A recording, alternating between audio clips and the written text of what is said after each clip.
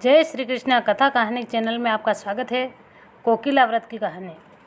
जिस साल में अधिक आषाढ़ आता है तब यह व्रत प्रथम आषाढ़ की पूर्णिमा को दूसरे आषाढ़ की पूर्णिमा तक किया जाता है।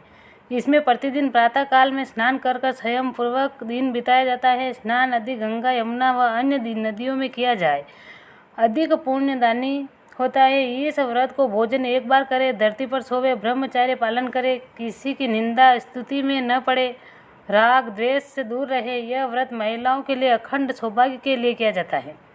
कथा। प्राचीन काल में दक्ष राजा ने महायज्ञ का आयोजन किया और सबको निमंत्रण भेजे। सभी देवी देवता और ऋषियों में ऐसा कोई नहीं था कि जिसे न बुलाया गया, परंतु उन्होंने अपने जमाई शिवजी को निमंत्रण नहीं दिया।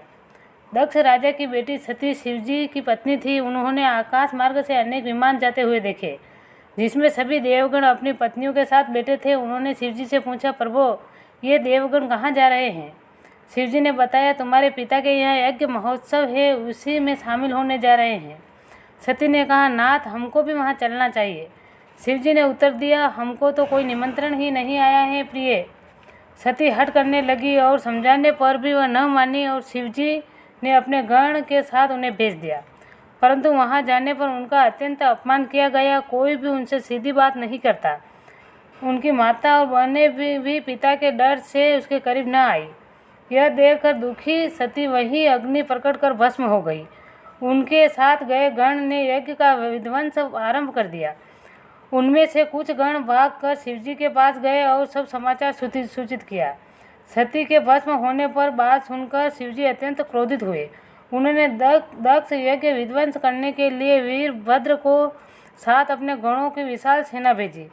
उन सबने वहां विध्वंस प्रारंभ किया और दक्ष सहित उनके यहाँ आए उन्हें अनेक देवता मार डाले।